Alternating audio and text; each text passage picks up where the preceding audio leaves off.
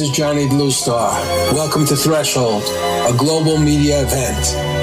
Is the universe just a random dance of atoms, or is it a manifestation of a supremely intelligent architect? Can its purpose, or our purpose here on Earth, be adequately assessed? Can we commune with it, know its intentions, cooperate with its direction? Here, we define threshold as a gateway state of awareness, allowing mankind to cross into a place of real cognition. Threshold allows us to approach questions of higher reality through the door of experience, rather than mere belief. Welcome to Threshold, where we tear away the veil from commercial media, bringing our audience and participants into another realm of reality and enhanced communication.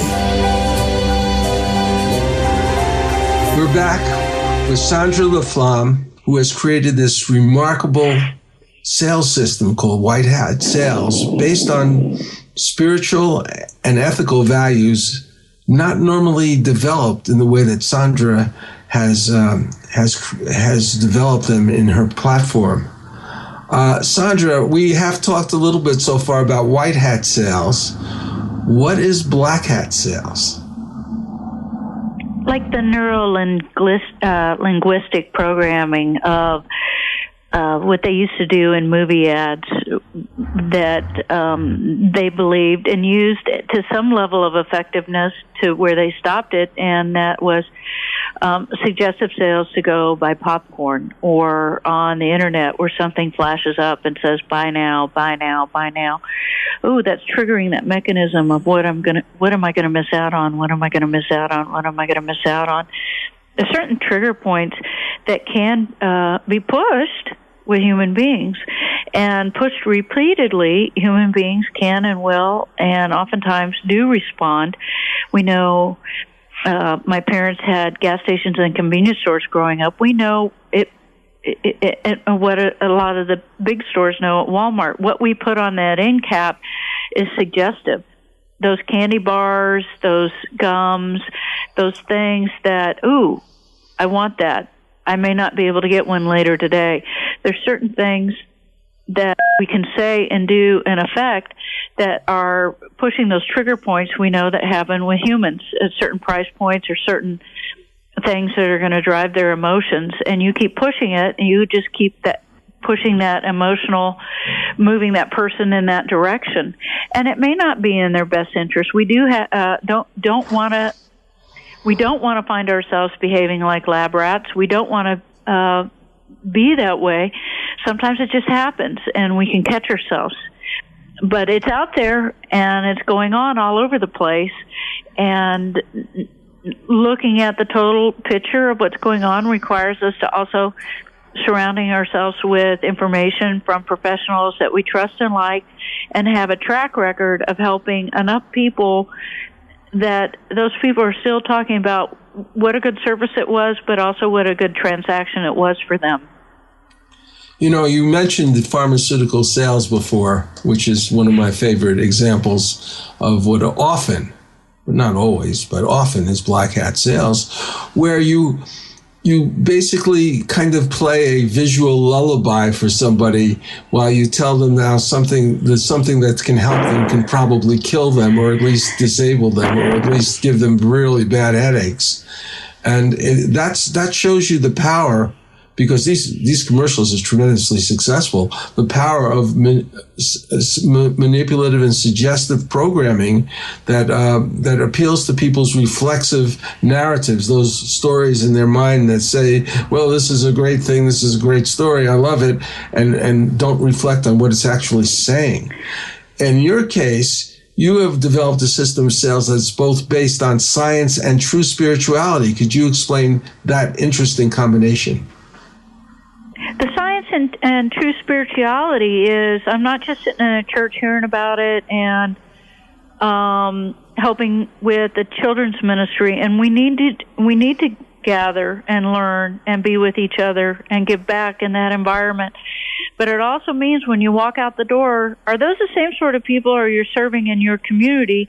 And when you're serving people in your community, do they want to come and congregate where you are? It's a attractive force, not like, oh, Sunday, you got it all going on in that building, but Monday through Friday, watch your back with that person. Living it out is also meaning there isn't any special pill to solve a problem.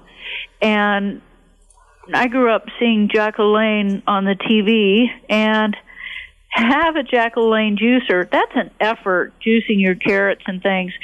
But I also don't want to be somebody who forgets that I got to give my body good food that's not GMO, that allows me to produce over a period of time the ability to increase my thinking, my exercise level, and to keep up with what I have in front of me. That's an effort, and it's certainly not just popping a pill in the morning, and there's no simple solution for everything. It's got building blocks. There's building blocks to everything. There's building blocks to our career. There's building blocks to our diet and exercise plan, and anytime we see something on TV that represents a quick solution, oftentimes it's not talking about there's building blocks that got you to that place that we have to overcome and help you with. And in the meantime, this is if you find yourself in this situation, this is going to help you for a period of time. And the little disclosure at the end of the commercial is going to tell you if you don't address the building blocks that got you to that point and have great professionals around you, then most of the disclosures at the end of those commercials are identifying very difficult ways to die in pain, and that's a scary result. We're not getting the whole information in those scenarios, and the opportunity to form better decisions as almost Candyland is shown in front of us. It's not talking about and disclosing that there are wellness ways to also, alongside with that particular idea, that are going to help us live long and help us live strong. Well, I'd rather have a Jack LaLanne juicer than most of those pharmaceuticals, and I actually do have one, and it works quite well.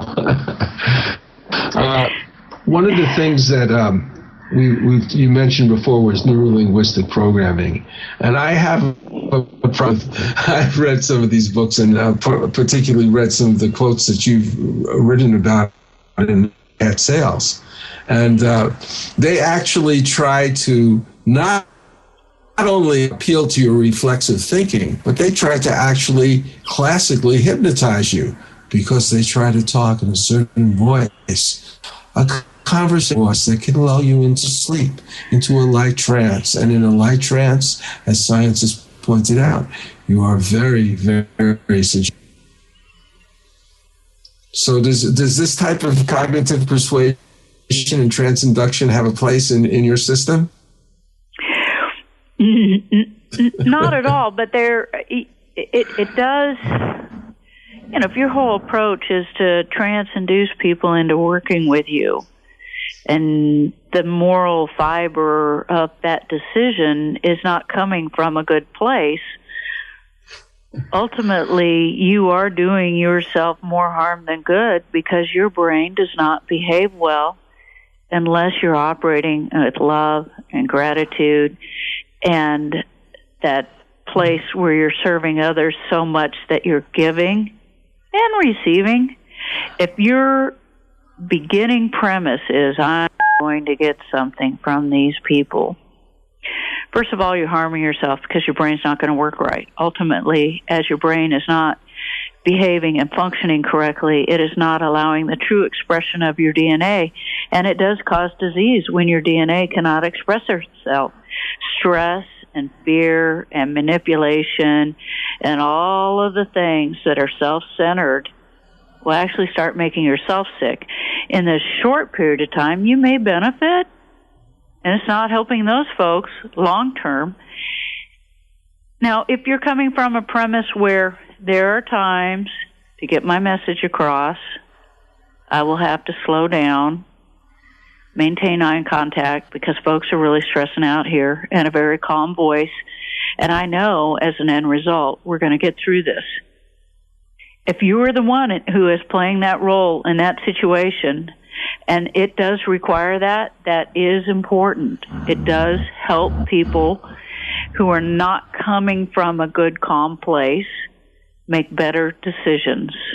Yes, I think that's a great attitude. Yeah, go ahead. One of the things that I think we should really discuss for a little bit is about your background in sales, because you are developing a sort of an overall platform for many types of sales. But even though you're right now and for years have been a very successful realtor, you've had many different experiences in sales. Could you tell us a little bit about your background before you chose your profession today? Are we starting with selling seeds door to door? Yes, that's fine. I think door-to-door sales is a great way. I did it. I'm not ashamed. I sold encyclopedias and vacuum cleaners. It's a great way to pay bills, and many parts of the United States where people can grow gardens, like where I grew up and where I live now. Gardens are an awesome way to eat organic if you're buying what we call now heirloom seeds. When I was a child in Iowa, we didn't have genetically modified seeds, and we have genetic modified salmon out there now. Just as a heads up, that is the gene pool of that seed or that salmon is based on what scientists knew at the time that they were modifying it, based on the bugs that were on Earth maybe a year or 2 years ago, weather patterns, the storm systems, the land content, the air content of that particular region where they were put together, and then sold worldwide. Well, in Iowa, we had some really great seed companies that got bought by a much larger company. But those seeds and that corn perform really well for that environment. So the seed packets that I was selling perform really well for that environment. But they're not going to perform really well for an environment in England or Australia because they have different bugs, they have different soil, they have different air. And that's why when as a youngster, I didn't have any moral dilemma selling seeds door to door. I got to go in a neighborhood and around my town, escorted by my parents in such a way that I knew folks already wanted to grow that in their backyard. And I just presented the opportunity quicker than when they drove to the store. And I had, so I was a little bit first to the market. I had to order them ahead of time. I took my savings, ordered them ahead of time, then I got a big box. And then now we're talking about a pipeline of sales activity that was not first turning to the internet or anywhere else creating a web page. And kids these days do think that way. But along those lines, my market research I had seen the year before. I don't know if I was 10, because I also went door to door in the winter and asked people if I could shovel their snow. I knew the approximate size of the yard, and they had seen me before. So in cases where it wasn't somebody I had met before, I know knocking on that door meant an intrusion. But if you're choosing the time of day that you're doing it, and I'm not doing it in the dark with a flashlight and being creepy in the yard coming up to the back door, I'm also taking into consideration my presentation and presenting the opportunity. I combed my hair, had taken a shower, and put on nice enough clothes. I'm a kid, but I know that I am going to be relatable for who I am and what I have. It's not a high-dollar product, but it is something that if they buy it from me, then they don't have to go to the store, and I'm offering a convenience. And often I did find that I couldn't charge extra money for my seed packet just because I was bringing it to the door. I had to charge right at what the market price and what the market would bear. And at the end of that seed selling time, for the extra seeds that I had left over, like anybody that has leftover inventory control tells you, okay, this could be complete waste, and I write it off, or I could cut the price and offer a deal and find somebody who wants a lot of seeds and can take advantage of that opportunity. So that whole sales cycle experienced at a young age also helped me learn that I'm investing my time, I'm investing in my money. I'm educated. I do know what seeds will sell in our area because I know what people like to grow. My mom's growing this, and so I also have a personal experience. And that personal experience, knowing that I do go out and help in the garden, I do dig the plants, I do know how deep you push a seed, that's one type. And if you're ever confused, you read the directions, and that is educating yourself to that product. And that process works with everything that you're working with. The end result is you do close the sale. You do ask for the check. And that doesn't get shoved off to anybody else. It is your product. It is your process. And part of affecting a transaction or sale in selling seeds and in real estate, you're the last one to get paid. You've handled everything, and if everyone's happy, then you get paid. And keeping track of that. Oh, go ahead. Well, that's a great paradigm for someone entering to the sales field, and probably in those days it was an extremely nurturing environment, perhaps not quite like now. Anyway, we're going to take another break. Here's another song by Patricia Welch, a classic that was performed by Frank Sinatra, whose version was broadcast at the beginning of the amazing film, one of my favorite films, called Wall Street, with Michael Douglas, Charlie, and Martin Sheen. And that certainly does talk about things connected with manipulative sales and sort of cheating your consumer. Anyway, this is from Patricia's CD, Cocktails, Dinner, and Dessert with Patricia, available at patriciawelch.com/CD.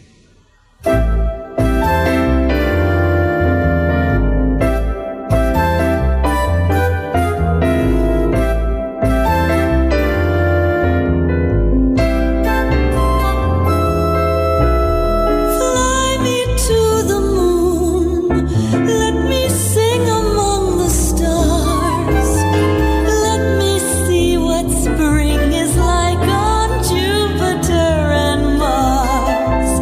In other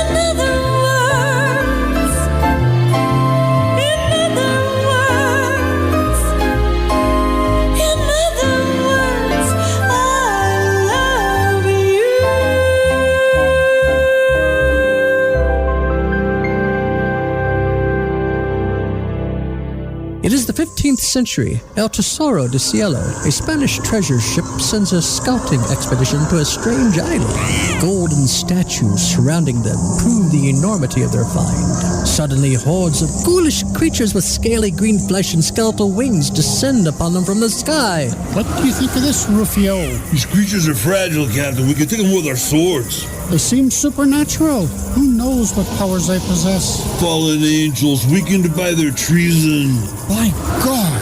Are you saying they're Nephilim, the devil's host? I'm saying, whatever they are, we can take them. Do any of you cowards dare join me? Up against sharp knife-like nails and hideous fangs, the men's swords rip into slimy green flesh. Though black blood pours copiously from their half-naked bodies, the creatures miraculously persist. Can the crew survive this bloody, cursed battle?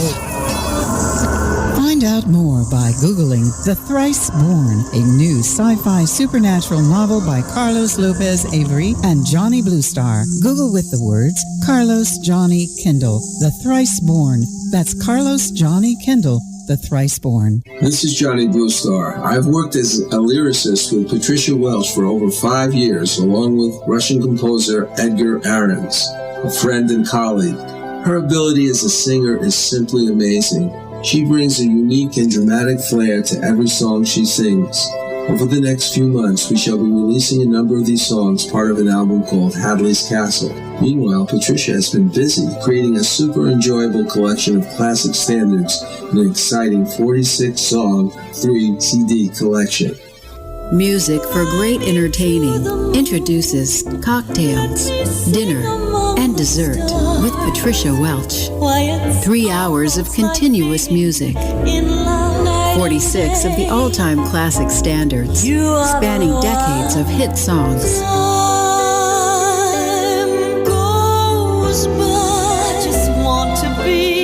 Going to a friend's home for dinner?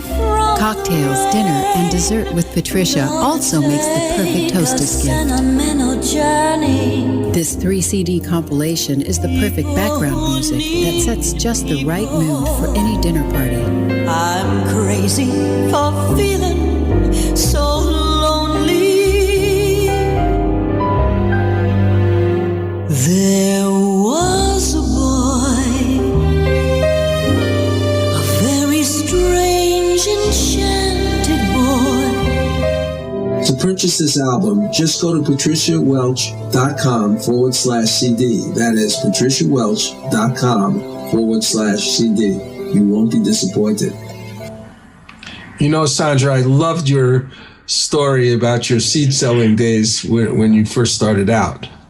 I would like to say that there are two kinds of salesmanship. One is where you basically sell a product or service to a client without much investigation into his or her personal business or needs. And the other is where you know so much about your client's business or your consumer's needs that you can actually find solutions to this problem, sometimes problems he or she hasn't even really recognized.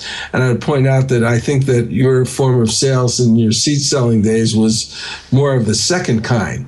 The former straight sales approach is easy, but perhaps not as lucrative as the second. How do you develop the second, more customized approach, and why is it so much more profitable? I was a Series 7 sales representative in my 20s and 30s, and I realized that approach of just selling stocks was not going to build a long-term ability to keep a roof over my head.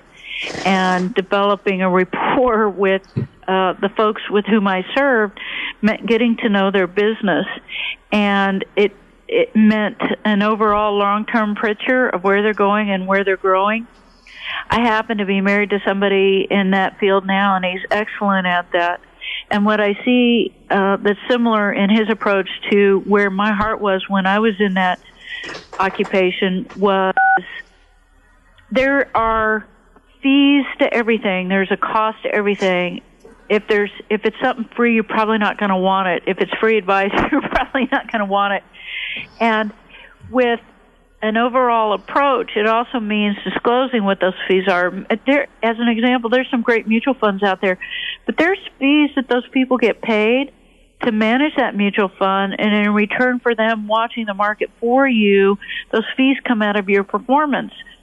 Or you can have somebody who helps you gauge your performance in your portfolio, but there's a fee to that. And oftentimes those fees can be lower, but if you think that return on that mutual fund, I don't have any fees, yeah, there's humans there that are getting paid to make those decisions and watch the market, and they're driving home at 5 o'clock and going to dinner with their family, and they have a roof over their heads. So they're paying for a car, family, school, and food. So along those lines, when you're taking into consideration what you're paying for and what you're getting, you're in a position as a consumer, being a salesperson, and as a salesperson, with that person being in a position, you're taking into consideration value. I saw a tweet just now that says 2016 means the death of targeted millennial marketing. Well, guess what we've already been speaking about, and what we have in my book of salespeople as well as consumers need to be rescued from the dark side of sales. And millennials. Right. The salespeople need to be rescued too. Yeah, millennials are my most educated group of consumers as far as, yeah, we're not going to the dark side because mom and dad bought into it, and they're just angry people. Grandma and grandpa bought into it, and they're on pills and in wheelchairs and not sticking around. And the millennials, without classing them into they all think this way, but they are such a sophisticated group of folks that you don't target market them with that same schlep that's been out there that the drug companies have been using. You be a good person, you got a good product, and you develop value, and you show up, and you be the sort of person that can respect them for what they understand.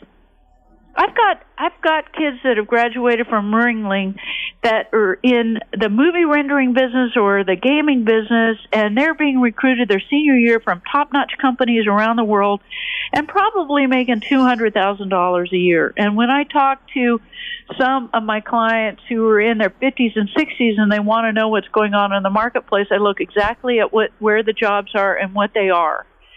And not all the big high-paying jobs are held down by corporate America folks. There's a lot of entrepreneurs, and a lot of them are 30 and younger, looking to I'm not going to repeat that mistake I saw my parents and grandparents make.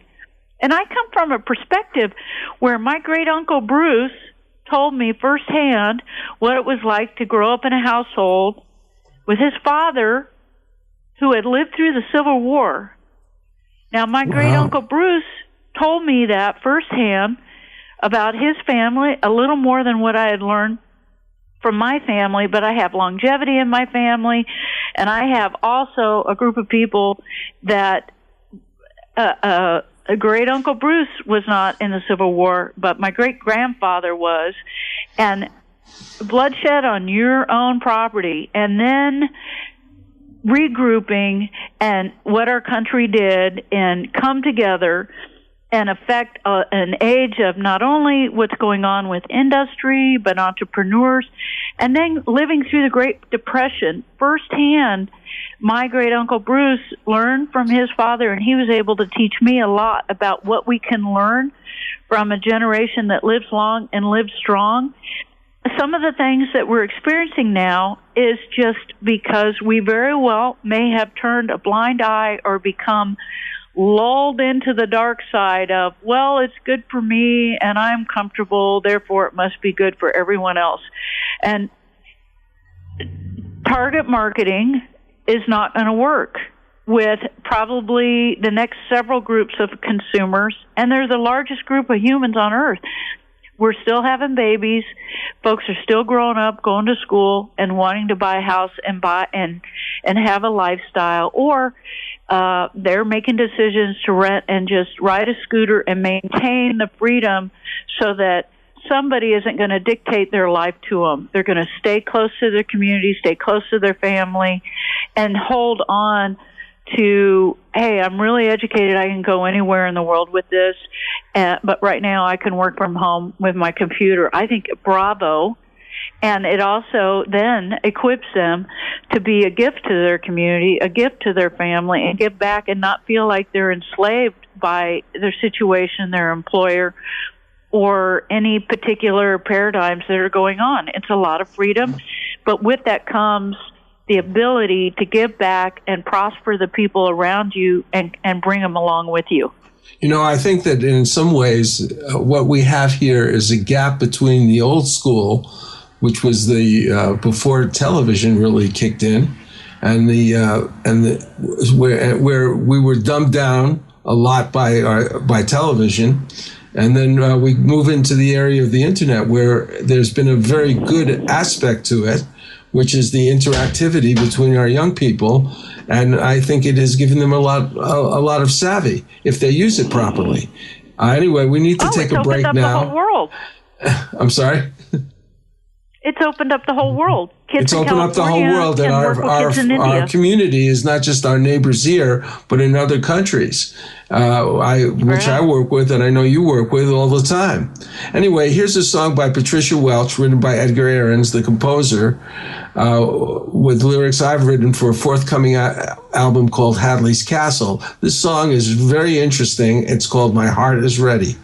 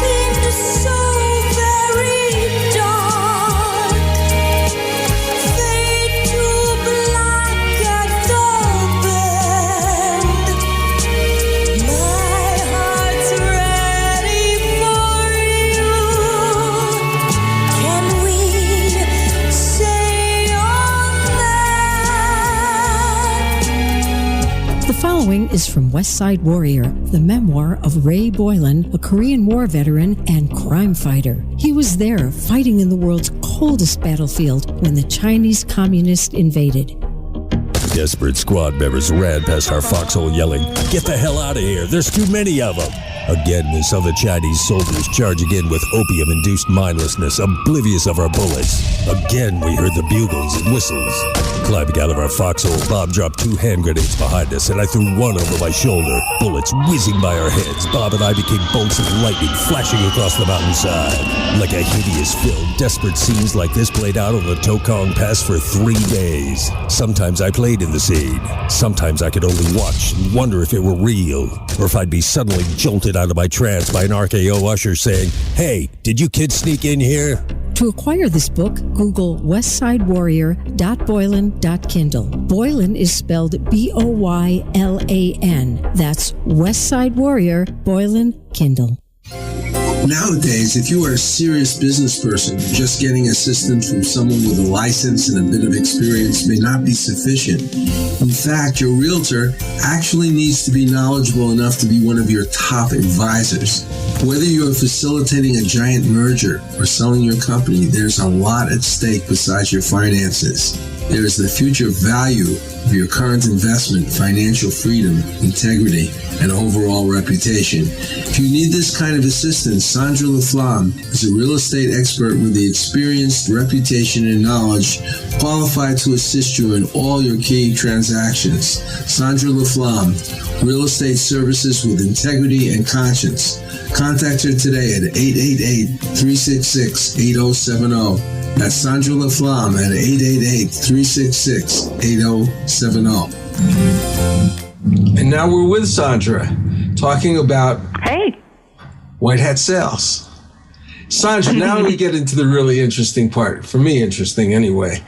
Can you explain the role that spirituality plays in your program? How can interacting with a higher power, that connection to the Father of all things, play in something as mundane as human interactions? Or maybe human interactions are not as mundane as we think, possibly somehow intrinsically bound to our own divine nature. What is your take on this? How can you bring spirituality into sales? I know if I have a loving God, if I know personally, if I have a loving God and He created me in His image, then I can believe that I am loved and I can be a loving person. That also is finding out what He has to say about what's going on. I personally read the Bible like it's a newspaper. What's up? What is the news? What do I got to know? And it's the sort of information that I want to feed into my mind, spirit, and soul, and surround myself with teachers to help me gain clarity. That's not a primary occupation, who have clarity in that. And also it is like a cow, a bale of hay. You got to know what to chew on and when to spit out the sticks.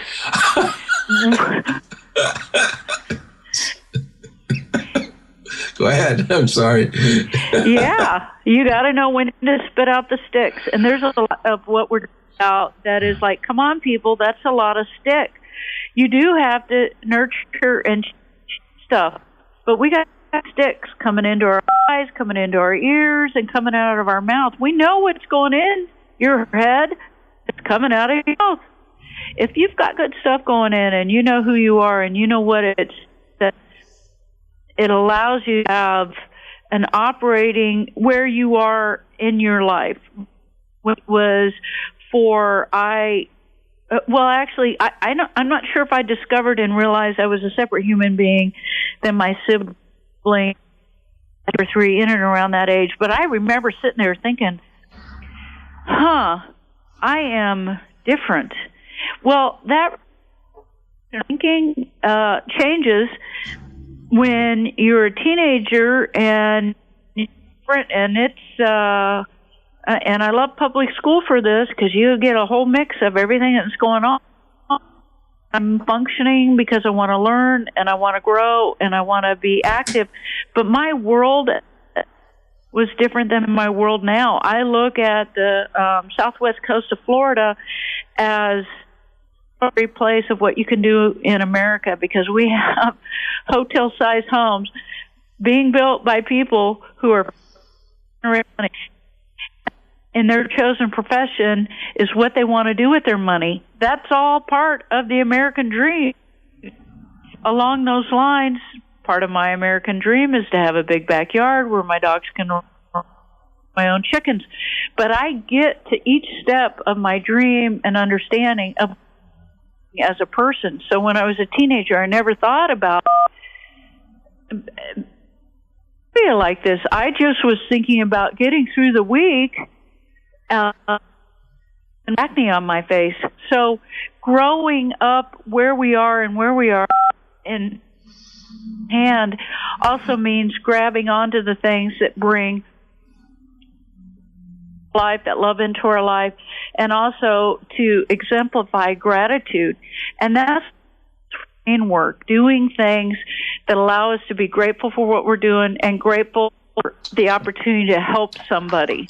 It's not drudgery. It's not too much effort. If you get to that point, you're like the person who had the chainsaw or the axe that just keeps chopping down trees. Activity does not represent progress, you can get so far and your axe is dull. And that means you got to stop and sharpen it. And along those lines, where am I being as sharp as I can? Am I getting the amount of rest that I need? Am I getting a route of nutrition that will help me? And am I doing the things within my family that first, am I that person at home that is good to them as I am to the folks outside in my world? If there is, when I come home and I'm just not that same good person, then what do I have control of, and what can I change about that? Because we have to be good first to the people around us. My favorite thing when I'm meeting parents is I know what's going on at home, no matter where I am. If I'm showing them homes or if I meet them at some social venue, if their kids are with them, I can see what's going on at home, because those kids are either recognizing and respecting their parents, or they're just like, okay, here we go again. They're going to be nice here, but when we get home, it's just going to be ridiculous. They tell the story when I teach junior achievement curriculum in the junior highs. They love information and love the opportunity to understand that their personal branding is starting right now. And we have all these exercises to help them step through that, and in a day is what we're given for that curriculum.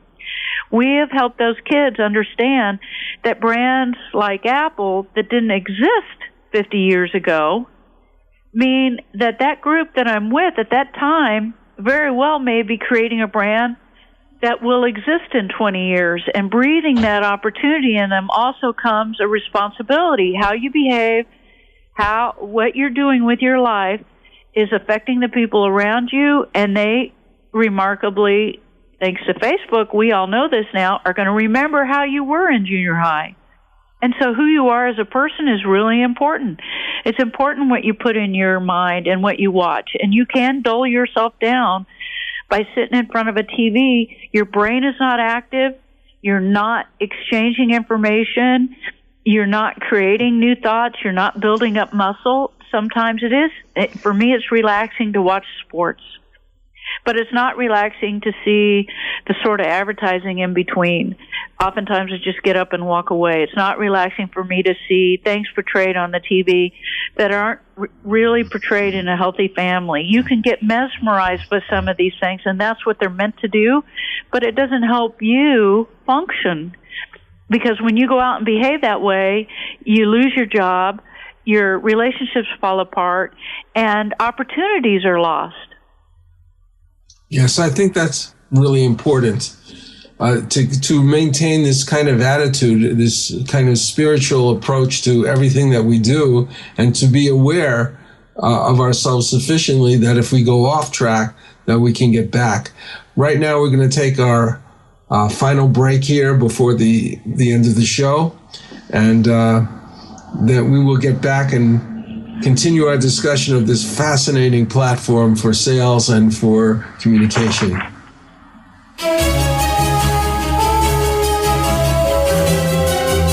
I've worked with Russian composer Edgar Ahrens for quite a few years, building an inventory of songs, many of which feature singer-performer Patricia Welch. We will soon be releasing these songs, components of an album and a musical in progress called Hadley's Castle. When Edgar and I first got together, I was amazed by the brilliance of his musical scores created for movies, TVs, and animations. Here is a sample of the work he did on the Russian TV series, available now on Amazon, called The Secret Agent's Memoir, which had 2 seasons. This score is called Escape and was created for the first season.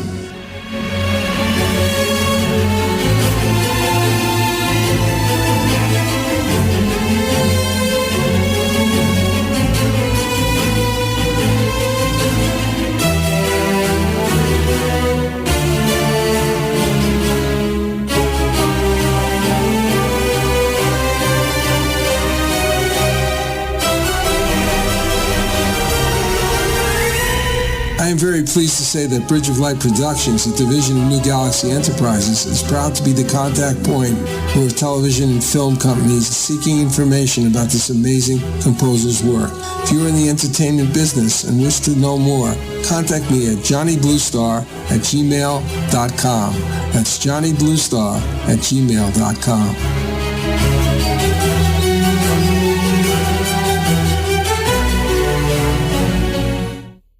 New Galaxy Enterprises is a media company specializing in wide-ranging content like novels, nonfiction books, screenplays, commercial advertising, web content, etc. One of our most esteemed providers is illustrator Robert W. Zalo. I work on all my most important projects like book covers, logos, web design elements with Robert.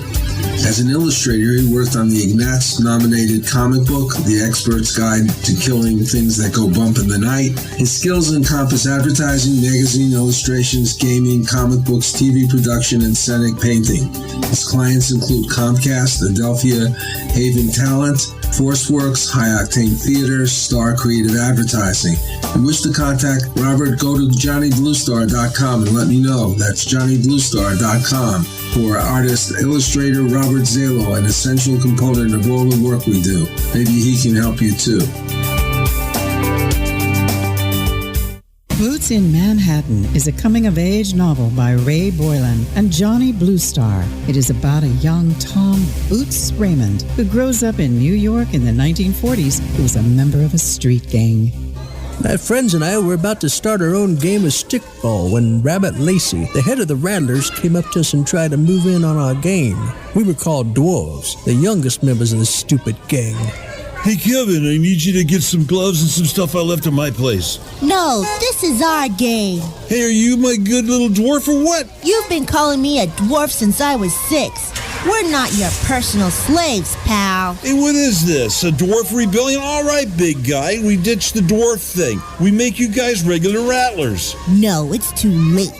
He looked at Jay and me. We looked away.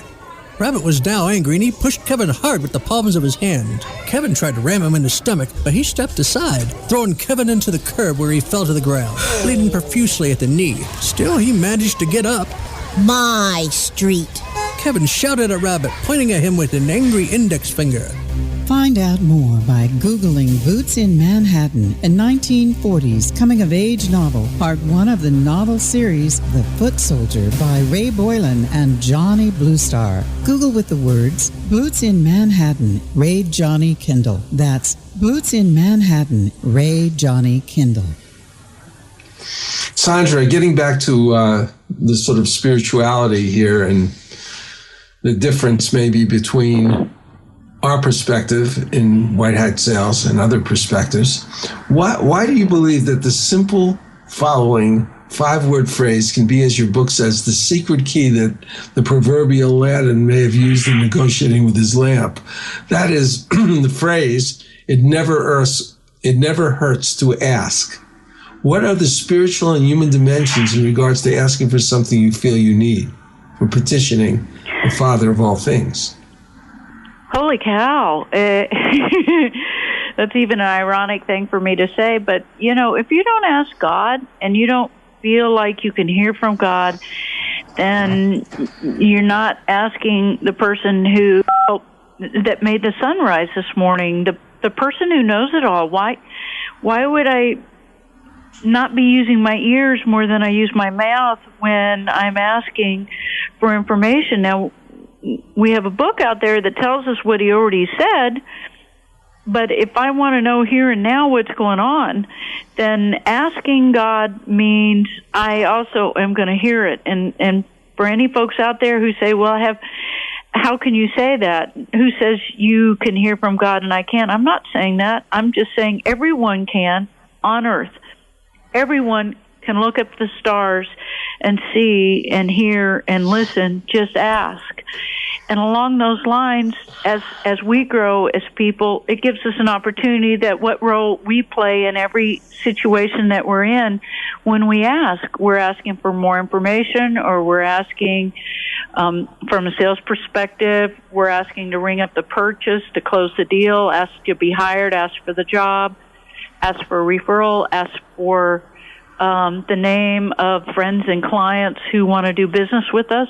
We're asking, we're learning, we're gathering information. And if we have a heart to find out the bigger questions, then there's a God out there who's willing to answer and ready to answer if we're just asking. Well, I'm going to ask you some final questions now, because we're winding up our show. And so where are you going to go from here? When do you think your book is coming out? I believe before the book is unveiled, you're developing some of its ideas and even content on your blog. How can people find you, your blog, and not only that information, but for your assistance perhaps in real estate sales? How do they get in touch with you, Sandra? Yeah, SandraLaFlamme.com.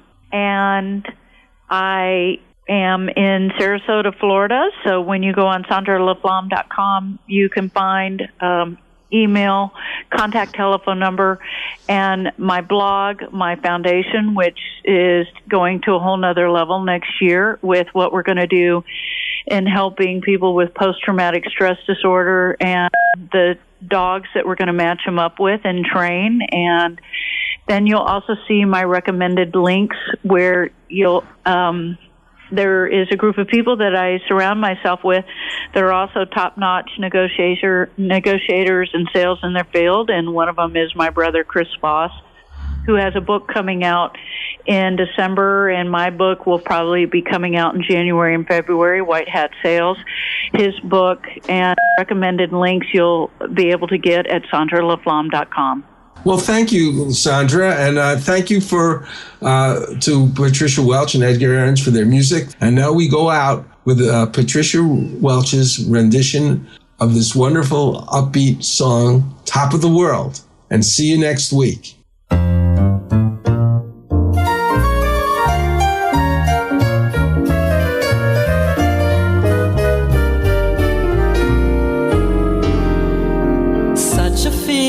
Coming over me. There is wonder in most everything I see. Not a cloud in the sky, got the sun in my eyes, and I won't be surprised if it's a dream. Everything I want the world to be is now coming true, especially for me.